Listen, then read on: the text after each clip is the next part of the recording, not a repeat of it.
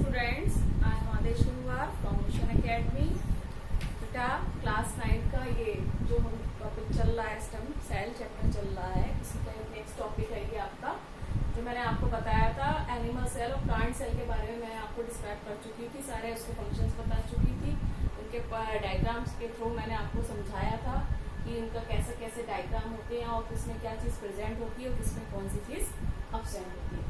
अब हम जो इस टॉपिक को पढ़ेंगे वो है प्लांट्स ऑफ सेल और their characters and their functions. ठीक है, जो सेल के अंदर जितने भी पार्ट्स होते हैं उनको हम डिस्कस करेंगे आज, उनके कौन से मेन फंक्शंस होते हैं और उनकी कैरेक्टरिस्टिक्स क्या होती है। मेनली जो कैरेक्टरिस्टिक्स होती है वो क्या कैरेक्टर्स होती है। ठीक है, तो अभी मैंने यहाँ ब्लैक बोर्ड पे पहले से ऑलरेडी लिख लिया है, जैसे टाइम वेस्ट ना हो आपका वीडियो में, इसलिए मैंने इसको पूरी तरीके से लिख रखा है जिससे मैं आपको एक एक चीज अच्छी तरीके से समझा सकूं। ठीक है बेटा, तो सबसे पहले आता है सेल वॉल। क्या आता है? Cell wall. सेल वॉल आप सब जानते होंगे, जो प्लांट की, ये सिर्फ प्लांट सेल के अंदर ही प्रेजेंट होती है ये, और ये एक सबसे इसकी जो मेन इंपॉर्टेंट बात है वो है नॉन लिविंग। ये क्या है? नॉन लिविंग है। ठीक है, क्या है ये? नॉन लिविंग होती है ये। और दूसरी बात, ये किसकी बनी हुई होती है? सेलुलोज की बनी हुई। किसकी बनी हुई होती है? सेलुलोज की। इस चीज को जो मैंने बोर्ड पे लिखा हुआ है, आप स्क्रीनशॉट ले लीजिए इसको, और इसको आप ऐसे ही चार्ट बना के तैयार करिए, जिससे कि आपको इसके बारे में पढ़ने में और समझने में प्रॉब्लम नहीं होगी, जिससे अच्छी तरीके से आपकी इसकी तैयारी हो जाएगी। आप कभी भी कंफ्यूज नहीं होंगे।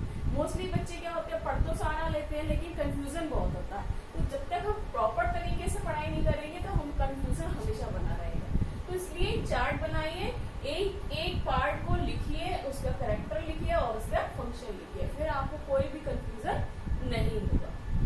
इसीलिए मैंने इसको चार्ट के थ्रू समझाया है आपको। तो देखिए, सेल वॉल जो होती है वो सिर्फ किसके अंदर होती है? Present in only plants. ये आपको बहुत ध्यान रखना है, ये एनिमल्स के अंदर नहीं होती है। ठीक है बेटा, और ये किसकी बनी हुई होती है? सेलुलोज की बनी हुई होती है। क्या होती है ये? Non living. अब इसका मेन फंक्शन क्या है, ये काम क्या करती है?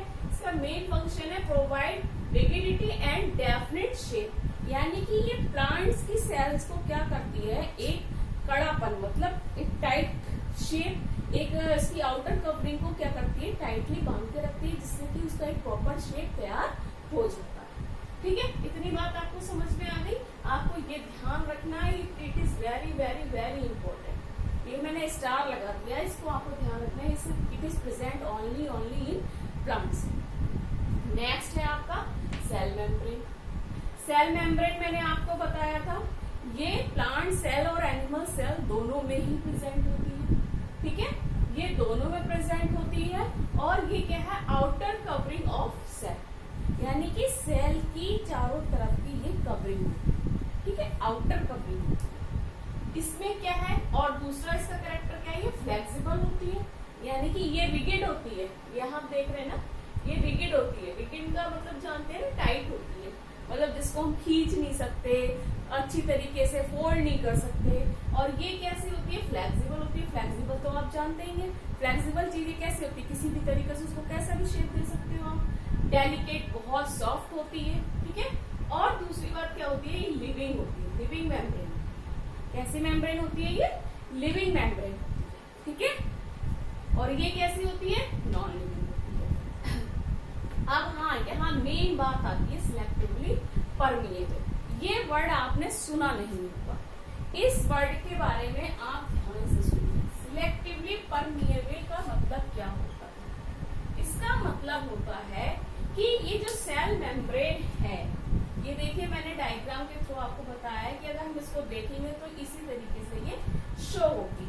तो जो सेल मेम्ब्रेन है, यानी कि जो ये आउटर कवरिंग है, आउटर कवरिंग का मतलब ये हुआ कि ये अंदर की चीज बाहर को और बाहर की चीज अंदर को लाने में, ले जाने में क्या करती है? हेल्प करती है। ठीक है, सिलेक्टिवली परमिएबल का क्या मतलब होता है? सिलेक्टिवली का मतलब होता है सिलेक्शन करना। सिलेक्टिवली का मतलब क्या हुआ? सिलेक्शन करना, यानी कि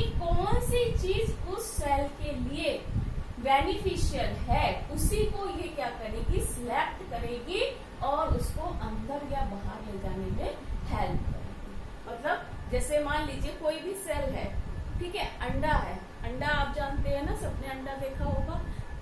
egg is a cell, egg is a cell, वो सेल आपने देखा होगा। एग का क्या है, एग कभी कभी सिकुड़ सा जाता है, सिकुड़ जाता है ना, और कभी कभी क्या होता है, फूल जाता है। तो उसकी जो सेल मेम्ब्रेन है वो यही काम करती है, ठीक है। क्या काम करती है वो, कि उसके अंदर का बाहर का मटेरियल अंदर ले जाना और अंदर के मटेरियल को बाहर ले जाना, लेकिन सिलेक्टिवली परमिएबल, जो चीज सिलेक्ट करके ही वो अंदर और बाहर को ले जाती है, ठीक है।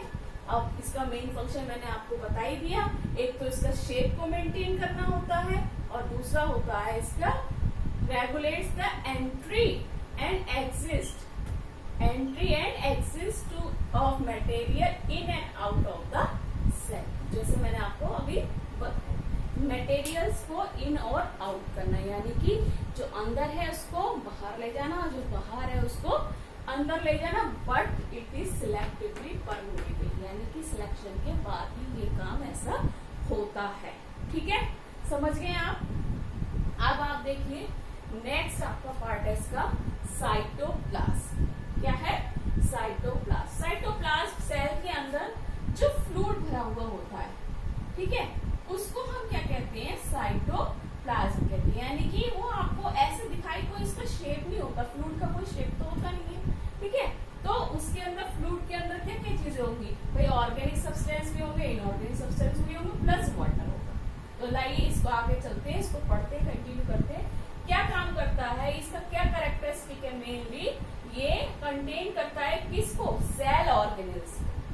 सेल ऑर्गेन्स ना जानते हैं आप, सेल ऑर्गेनेल्स क्या होते हैं, गोल्गी एपरेटस है, माइटोकॉन्ड्रिया है, ठीक है, एंडोईआर है, और बाकी और सारे जितने हैं ये जो सेल के अंदर रहते हैं वो सब क्या कहलाते हैं, सेल ऑर्गेनेल्स कहलाते हैं। यानी कि उनको न्यूक्लियस को छोड़ के, इसको छोड़ के, न्यूक्लियस को छोड़ के बाकी सब चीजों को ये क्या करता है, कंटेन करके रखता है, ठीक है। क्या करके रखता है, कंटेन करके रखता है। और दूसरी चीज इसके अंदर क्या है, दूसरा फैक्टर इसका क्या है, ये मिक्सचर को कंटेन करता है जिसके अंदर 90% वाटर होता है। कितना परसेंट, 90% वाटर होता है, और उसके अलावा ऑर्गेनिक और इनऑर्गेनिक सब्सटेंसेस होते हैं। समझ गए मेरी बात को, बहुत ध्यान से इस चीज को समझिए, ये बहुत इंपॉर्टेंट चैप्टर है, आगे भी आपके लिए काम देने वाला है ये। और अभी आप इसका बेसिक समझ लेंगे तो आपको आगे प्रॉब्लम नहीं होगी, ठीक है बेटा। अब इसका मेन फंक्शन क्या है, मेटाबॉलिक एक्टिविटीज जितनी भी सेल के अंदर होती हैं, यानी कि जो भी एक्टिविटीज सेल के अंदर होती हैं वो सब किसके अंदर होती है, किसके थ्रू होती है, वो होती है सारी साइटोप्लाज्म। इसमें होती है साइटोप्लाज्म, भाई इसी के अंदर तो सारे ये सेल ऑर्गेनेल्स रहते हैं। जब सेल ऑर्गेनेल्स जो है एक्टिविटीज अपनी करेंगे, फंक्शंस परफॉर्म करेंगे, वो कहाँ करेंगे, यही तो करेंगे, ठीक है ना। अब एक मेन इंपॉर्टेंट इसका फंक्शन क्या है, अनएरोबिक रेस्पिरेशन। अनएरोबिक रेस्पिरेशन भी साइटोप्लाज्म के अंदर ही होता है। अनएरोबिक रेस्पिरेशन जानते हैं ना, एरोबिक और अनएरोबिक आपने पढ़ा हुआ है, 7th क्लास में आपने पढ़ा होगा। तो अनएरोबिक क्या है, वो रेस्पिरेशन जो in the absence of oxygen में होता है, in the absence of oxygen, ठीक है। तो वो कहां पर होता है, किसमें परफॉर्म होता है, साइटोप्लाज्म। समझ गया बेटा, कितना आपको समझ में आ रहा है, आराम से पढ़िए, आराम से समझिए, ठीक है। मैं ज्यादा फास्ट नहीं चलिए, स्लो स्लो आपको एक एक चीज करके बता रही। अब आपका आता है 4th पार्ट है माइटोकॉन्ड्रिया। इसका प्रोनाउंसिएशन देखिएगा बच्चे, मोस्टली माइटोकॉन्ड्रिया कहते हैं, ठीक है। क्या कहते हैं, माइटोकॉन्ड्रिया, लेकिन ये क्या है, माइटोकॉन्ड्रियन। क्या है ये, माइटोकॉन्ड्रियन, ठीक है। और इसको हम कहते हैं power house of the cell. क्या कहते हैं, power house of the cell, यानी कि ये सेल की जितनी भी एनर्जी है उसको स्टोर करके रखता है, इसीलिए हम इसको कहते हैं power house of the cells, ठीक है। इसकी जो इनर मेम्ब्रेन है, यानी कि ये वाली जो मेम्ब्रेन है वो किसके कैसे फोल्ड होती है, ये जो फोल्ड दिख रही है आपको, ऐसे ऐसे ऐसे करके ये फोल्ड है, फोल्ड करी हुई है, तो ये इसको हम क्या कहते हैं, सिस्ट्रेट। क्या कहते हैं, सिस्ट्रेट। ठीक है, क्या कहते हैं, सिस्ट्रेट। यानी कि जो फोल्ड कॉइल टाइप की है इसको कहते हैं सिस्ट्रेट। अब इसका ये और क्या करती है, जब रेस्पिरेशन होता है, सेलुलर रेस्पिरेशन होता है, तब ये डीएनए को और एंजाइम्स को क्या करती है, पकड़ के रखती है, कंटेन करती है। ठीक है, और माइक्रोप्लाज्म मेन फंक्शन इसका मैंने आपको बताया, जैसे कि ये रिलीज ऑफ एनर्जी, एनर्जी को रिलीज भी करती है और स्टोर भी करती है, एनर्जी को स्टोर भी करती है और फिर रिलीज करती है धीरे धीरे, किसकी फॉर्म में, in the form of ATP molecules, in the form of ATP molecules। ठीक है, और किसमें हेल्प करती है, किसमें हेल्प करती है, help to maintain the concentration. इस वर्ड को समझिएगा, कंसंट्रेशन है ये, यानी कि कंसंट्रेशन जानते हैं ना, किसी चीज को गाढ़ा करने में, कंसंट्रेशन बनाए रखने में, उसको पतला नहीं होने देना। डाइल्यूट और कंसंट्रेशन आपने सुना होगा, डाइल्यूट मीन्स होता है पतला और कंसंट्रेशन मीन्स होता है गाढ़ा। तो कैल्शियम आयंस जो होते हैं सेल के अंदर, उनकी कंसंट्रेशन को ये मेंटेन किए रहती है। ठीक है, मेंटेन करके रखती है। अब नेक्स्ट क्या है आपका, एंडोप्लाज्मिक रेटिकुलम। एंडोप्लाज्मिक रेटिकुलम में बहुत इंपॉर्टेंट चीज है, आप इधर से देखिए, ये मैंने जो डायग्राम बनाया आपने देखा होगा, सेल के अंदर भी डायग्राम होता है, तो वो ये एंडोप्लाज्मिक रेटिकुलम इस तरीके का स्ट्रक्चर होता है इसका। ठीक है, इसमें ये जो आपको दिखाई दे रहे हैं डॉट्स डॉट्स से, ये डॉट्स जो है वो इसके ऊपर क्या है, राइबोसोम्स है। क्या है, राइबोसोम्स है। ठीक है, और यहाँ पर कुछ भी नहीं है, ये प्लेन है बिल्कुल। तो इसीलिए जहां पर ये राइबोसोम्स है इसको कहते हैं आरईआर, यानी कि रफ एंडोप्लाज्मिक रेटिकुलम, और जहां पर राइबोसोम्स नहीं है वहां क्या कहलाता है, स्मूथ एंडोप्लाज्मिक रेटिकुलम। बहुत ध्यान रखिएगा इसको, ये एंडोप्लाज्मिक रेटिकुलम तो है ही, लेकिन स्मूथ और रफ ये दो तरीके के होते हैं। जहां राइबोसोम्स प्रेजेंट है वो रफ हो गए, और जहां पर एब्सेंट है वहां स्मूथ हो गए। ठीक है, ये इरेगुलर शेप्स, यानी कि इसका कोई शेप पर्टिकुलर नहीं होता, कहीं छोटा भी हो सकता है, कहीं बड़ा भी हो सकता है, इस तरीके से होता है, इसीलिए इसको हम कहते हैं irregular shape of tubular double membrane. और आप देख रहे हैं ये डबल है, इसकी मेम्ब्रेन कैसी है, डबल में है, इसलिए ये डबल मेम्ब्रेन कहलाता है। ठीक है, और इसका एक पार्ट इसका ये देखिए, एक पार्ट इसका होगा ये वाला पार्ट होगा इसका न्यूक्लियस की तरह। ठीक है, तो ये न्यूक्लियर मेम्ब्रेन को भी कंटेन करेगा, पकड़ के रखेगा, और बाहर वाला जो पार्ट होगा वो होगा सेल मेम्ब्रेन की तरह। तो ये इसको क्या करेगा, यानी कि ये न्यूक्लियर मेम्ब्रेन को भी होल्ड करता है और सेल मेम्ब्रेन को भी होल्ड करता है, यानी कनेक्ट करके रखता है ये दोनों। ठीक है, दोनों को क्या करता है, कनेक्ट करता है। अंदर वाला पार्ट किसको करता है, न्यूक्लियर मेम्ब्रेन को, बाहर वाला पार्ट किसको करता है, सेल मेम्ब्रेन को, या प्लाज्मा मेम्ब्रेन भी कह सकते हैं हम। सेल मेम्ब्रेन को यहाँ पर प्लाज्मा मेम्ब्रेन भी कहते हैं। आप कंफ्यूज मत होइएगा, प्लाज्मा मेम्ब्रेन और सेल मेम्ब्रेन अलग अलग नहीं है, एक ही चीज है। ठीक है, तो इसका मैंने बता दिया आपको, शेप जो होता है वो रेगुलर होता है, लेकिन डबल ट्यूबुलर मतलब ट्यूबुलर डबल मेम्ब्रेन के होता है।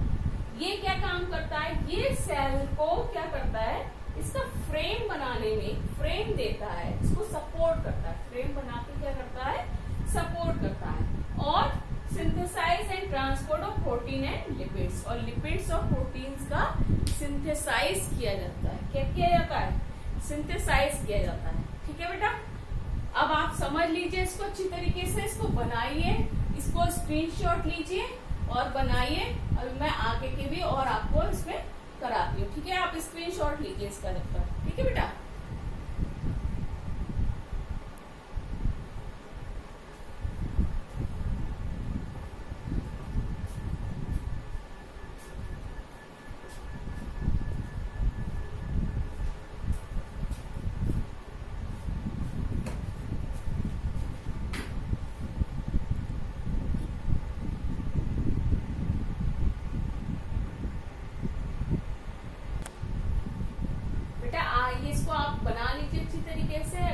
बना लिया है, तो फिर जो आगे के पार्ट्स रह गए हैं इसके, वो मैं आपको नेक्स्ट वीडियो में इसके डिस्कस करती हूँ। ठीक है, थैंक यू बेटा।